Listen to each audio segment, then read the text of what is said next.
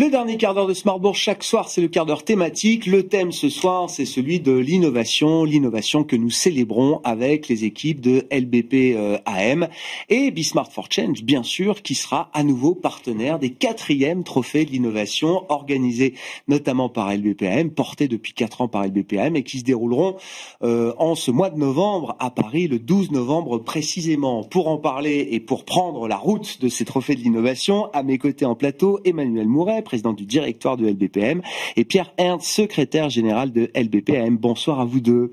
Merci beaucoup d'être là et ravi de vous accompagner encore dans cet événement qui a pris beaucoup d'ampleur au cours des dernières années. On va y revenir bien sûr, Emmanuel, mais c'est l'occasion aussi de dire un petit mot de LBPM. J'ose pas rappeler que LBPM s'appelait précédemment la Banque Postale Asset Management, mais pour montrer quand même là aussi toute la transformation d'une entreprise, d'une société de gestion d'actifs, qui est un pilier clé de ce que vous appelez le grand pôle financier public. C'est ça, Emmanuel. Je voulais qu'on redonne un peu quelques éléments et le rôle de LBPM, de ce grand pôle financier public pour l'écosystème tech et son financement. Oui, alors tout à fait. Donc LBPM, avec sa filiale, la financière de l'Échiquier, ce sont les gérants pour compte de tiers de ce grand pôle financier public. Donc on a 75 milliards d'actifs, à la fois sur des actifs cotés et non cotés. Et notre job au quotidien, c'est d'identifier les projets qui vont gagner et les pépites et les champions de demain. Donc c'est la raison de ces trophées de l'innovation. Et c'est vrai qu'on appartient à ce qu'on appelle le grand pôle financier public, donc c'est la Caisse des dépôts, c'est CNP Assurance, la Banque Postale, la Poste, donc des acteurs très diversifiés dont l'ADN, la mission est de favoriser le développement des territoires, le développement des entreprises en France et de soutenir l'innovation sous toutes ses formes, en particulier l'innovation technologique durable. Et ce fil conducteur est décliné dans tous les métiers. Et donc les trophées de l'innovation, c'est une illustration pour LBPM. Vous êtes une des LBPM et l'Échiquier, vous représentez une des plateformes actions et une des plateformes tournées vers la technologie les plus importantes aujourd'hui à Paris, Emmanuel. Ah oui, alors 35 milliards sous gestion en actions, c'est vrai qu'on doit être le plus gros gérant sur ce sujet, en effet. Avec effectivement ce creuset autour de l'innovation et de la technologie. Alors pourquoi les trophées? Ça fait 4 ans que vous portez et que vous accompagnez ces trophées de l'innovation. Quels sont les objectifs que vous vous fixez avec cet événement qui est devenu, et je l'ai vécu en vous accompagnant, par rapport à la première édition, je sais que la 4e va vraiment être un événement de place, Emmanuel. C'est quoi l'objectif quand on a un tel événement entre les mains? Alors, il y a l'aspect vitrine, ça j'ai aucun doute là-dessus, et tant mieux pour vous et pour les lauréats, mais est-ce qu'il y a d'autres objectifs que vous poursuivez aussi à travers cet événement? Bah oui, alors en fait, ça prend de l'ampleur, mais finalement, ça reflète le caractère absolument essentiel de l'innovation dans nos métiers. J'ai même envie de dire que si on n'est pas capable d'innover, on va mourir. Donc je pense que ça, c'est le premier point, donc c'est vital.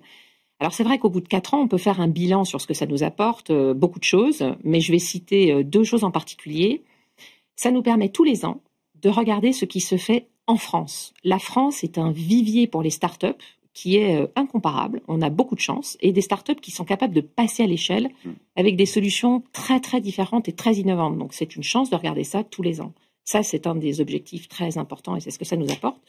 Et le deuxième, de façon égoïste, c'est que ça répond à des besoins hyper concrets de nos organisations. Donc on a choisi par exemple un des lauréats, un des derniers lauréats, Fruger, pour pouvoir évaluer l'empreinte carbone de notre propre IT. Et le groupe La Banque Postale a déployé auprès de sa clientèle une carte de paiement pour malvoyants qui avait été créée par Hansom. Vous êtes bien sûr, première édition. Je me souviens très bien. Édition numéro 1. Julien de Hansom. Oui. Première édition. Exactement. Donc vous êtes le premier client, c'est lauréat en fait. Alors on est en effet, on peut être les premiers clients. Donc ça, c'est ce que ça nous apporte beaucoup, mais on essaie aussi de donner. En fait, on essaie de contribuer au rayonnement de la French Tech. Après tout, on est un acteur public quelque part. Et le rayonnement de la French Tech, c'est quoi? On espère que la mise en lumière d'un certain nombre de ces startups va permettre aux plus prometteuses d'entre elles d'arriver jusqu'à l'introduction en bourse à la fin, gérant d'actifs. Donc, on serait ravis de les accompagner dans leur IPO, mais c'est un chemin compliqué. Oui. Et la deuxième chose, de façon modeste, ça nous permet de donner de l'information, voire de la formation au plus grand nombre sur les enjeux prospectifs, sur les enjeux qui sont les plus importants, notamment sur les ruptures technologiques qui sont devant nous. Bien sûr. Et l'audience, encore une fois, pour participer à ces événements, est hyper qualifiés, à la fois venant du monde de la technologie et de l'innovation et du monde de l'investissement. Et quand je dis de l'investissement, c'est du VC, c'est de l'investissement en capital risque très souvent. Absolument. C'est ça. Le jury est multidisciplinaire. On a des investisseurs institutionnels, on a des start-upers, on a des gérants d'actifs, des experts sectoriels. En effet, c'est très varié et ça nous donne ça nous crédibilise en tout cas dans nos propres démarches d'innovation. On va évoquer cette 4e édition avec vous et les nouveautés qu'elle apporte, Pierre, mais un mot des précédents. Et puis surtout, moi j'aime toujours avoir le retour de ce que sont devenus, alors peut-être pas tous les lauréats, mais certains d'entre eux des éditions précédentes. Est-ce que leur parcours valide les efforts que vous faites justement pour les mettre en avant d'une certaine manière, Pierre? Ouais, effectivement. Alors peut-être avant de revenir sur quelques exemples sur l'histoire des vainqueurs des éditions précédentes, qu'on suit vraiment avec lesquels on a une proximité d'année en année. C'est aussi un des enjeux aussi de ces trophées, c'est de garder cette proximité. Mais c'est vrai que ce qui est très impressionnant, et Emmanuel l'a dit, c'est que année après année, on s'aperçoit en fait que l'innovation, au travers de l'organisation de ces trophées, puisque nous on a la chance, au-delà des vainqueurs, de voir aussi tout le panel des candidats qui sont dans les différents secteurs, initialement de la fintech, mais après on a fait évoluer sur la green tech, puis le secteur de la health tech. Et c'est d'une vivacité et d'une dynamique extraordinaire. Donc ça, c'est vraiment un point positif. Et ce, malgré, puisqu'on avait lancé ces trophées en 2022, pour rappel, c'était en pleine période de hausse des taux. Donc après, les levées de fonds ont été quand même plus difficiles. Maintenant, il y a une instabilité politique et fiscale qui ne rend pas évident aussi ce secteur-là. Mais c'est vraiment intact au niveau de cette dynamique-là. Alors des histoires, on en a des belles. Donc on commence à avoir des évolutions très positives des précédents vainqueurs. Je pourrais en citer 3. Donc il y a Achille qui est dans le domaine de l'assurance, effectivement, qui suit un peu dans les pas d'Alan, qui est un autre aussi assureur qui fait bouger un peu les lignes sur le secteur français. Donc là, qui vient de rentrer dans comme membre du Next Tech 120 en fait, donc qui assoit déjà sa position dans ce secteur-là.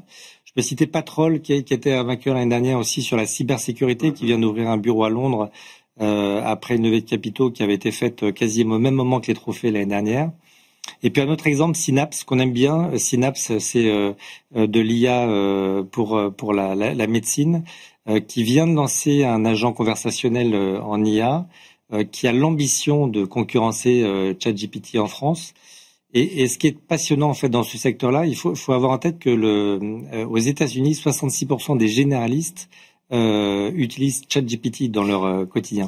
Donc vous voyez le potentiel en fait de ce vivier et de ces secteurs-là. Bon. Donc ça c'est des belles histoires. On a malheureusement de l'autre côté quelques histoires un peu plus difficiles. Toujours dans le domaine de la santé, c'est des Brentel qui était un coup de cœur il y a 2 ans et qui en redresse la matière blanche du cerveau. La matière blanche du cerveau. Et là on voit aussi la difficulté des cycles d'investissement, du retour d'investissement, de la difficulté de ces secteurs-là. Donc vous voyez donc des belles essentiellement des belles histoires. Bien sûr. Mais voilà. C'est aussi la vie d'entreprise en France. L'environnement adverse, aujourd'hui, c'est l'instabilité politique, la fiscalité, demain ce sera autre chose. Enfin, je veux dire, c'est aussi un écosystème, j'imagine, qui se renforce à travers ces moments d'adversité et qui vont se poursuivre. Il y en aura d'autres, j'imagine, demain. Parlons de la 4e édition. Qu'est-ce qui va caractériser cette 4e édition et quelles vont être les nouveautés? Est-ce qu'il y a un peu de sang frais toujours des nouveautés. On essaye. Donc déjà la première chose, c'est qu'on a cette année franchi le seuil des 100 candidatures. Donc ça c'est quand même très intéressant. Plus de 300 ont initié la démarche de devenir de jouer en fait sur les trophées. Et bon, le questionnaire est exigeant, il est en plein été, donc il y en a 100 qui ont été jusqu'au bout, 50 French Tech, 25 Green Tech et 25 dans le secteur de la santé, ce qui nous donne un panel, et ce qui a donné au panel du jury en fait vraiment des débats intéressants pour les trophées que vous découvrirez le 12 novembre prochain. Alors après dans les nouveautés, donc déjà parlons du jury en fait, chaque année on fait évoluer, ça c'est important pour nous, donc il y a une rotation pour amener de l'expertise notamment sur les sujets Green Tech et le secteur de la santé. Donc on a par exemple Marion Leboyer qui nous a rejoint cette année, donc qui est directrice de recherche à l'INSERM et qui est spécialiste sur la santé mentale. On a Chloé Pruvot qui est directrice d'investissement d'EDF. Donc on a à chaque fois toujours ce côté investissement et expert. On a évidemment les dotations, c'est important. Bien sûr. Qui dit un concours. On concourt pas pour rien. Voilà, exactement. Donc grâce à nos partenaires qui se sont aussi ajoutés cette année, on peut présenter donc une dotation financière de 10 000 € par lauréat. On va avoir également grâce à OVH Cloud, des crédits en fait de cloud jusqu'à 100 000 € pour chaque lauréat, en fonction évidemment de leurs besoins, évidemment. Voilà, et puis du consulting, du mentorat toujours. Donc ça c'est aussi un élément très important pour nous, justement dans cette continuité en fait de ces lauréats, de pas les laisser juste le soir des trophées et de les amener sur le trottoir. C'est vraiment de se dire comment on peut aussi les aider en fait à les accompagner. Bon, moi j'ai noté une nouveauté parce qu'on était parti effectivement il y a 4 ans, c'était très tourné vers la fintech. Ensuite, ça s'est élargi à la green tech, à la health tech. Donc green tech, health tech restent des prix. Le prix fintech est devenu un prix French tech. C'est ça la petite subtilité, Pierre. Exactement. Et pour une raison simple, c'est que en fait les frontières sont parfois un peu ténues. Typiquement l'année dernière, on avait Patrol qui était sur le secteur de la cybersécurité, qui n'était pas vraiment en fintech. Donc voilà, mais cette année, vous verrez que ça sera quand même le vecteur de la French Tech sera quand même une fintech. Ce sera quand même une fintech. Et puis un coup de cœur du jury, évidemment. Toujours. Donc 4 lauréats, vous les retrouvez évidemment dans Smart Bourse à l'issue de la cérémonie qui sera tournée. Et là aussi, c'est une des nouveautés de ces dernières années. Il y a avant la phase de remise de prix, une table ronde sur un sujet alors qui était celui de la santé l'an dernier, qui fut celui de l'IA. Mais ça remonte à déjà 2 ans. Et oui, parce que l'IA, c'était il y a 2 ans déjà avec OVH bien sûr et Octave Klaba qui était parmi nous pour cette table ronde. Là, cette année, c'est le quantique. Pourquoi le quantique? Diable. Le quantique. Alors le quantique, en fait, c'est un thème qui fait partie des objectifs 2030 pour la France, qui s'est doté d'une stratégie nationale quantique en 2021. Donc c'est un thème qui est important pour la France. Et c'est un thème qui est en fait pas très nouveau parce que les bases ont été posées en 1900, mais la recherche s'est accélérée uniquement à partir des années 80. Alors je ne prétends pas être une experte du quantique, loin de moi cette idée, mais tout de même, qu'est-ce que ça fait l'informatique quantique? En fait, l'objectif est de résoudre les limites de l'informatique actuelle, et ça offre des alternatives pour résoudre des problèmes qui sont jugés intraitables. Des problèmes de calcul, surtout, qui sont jugés intraitables par nos supercalculateurs actuels. Et en réalité, ça n'est pas que du calcul, ça n'est pas qu'une niche, ça a déjà des applications qui sont concrètes.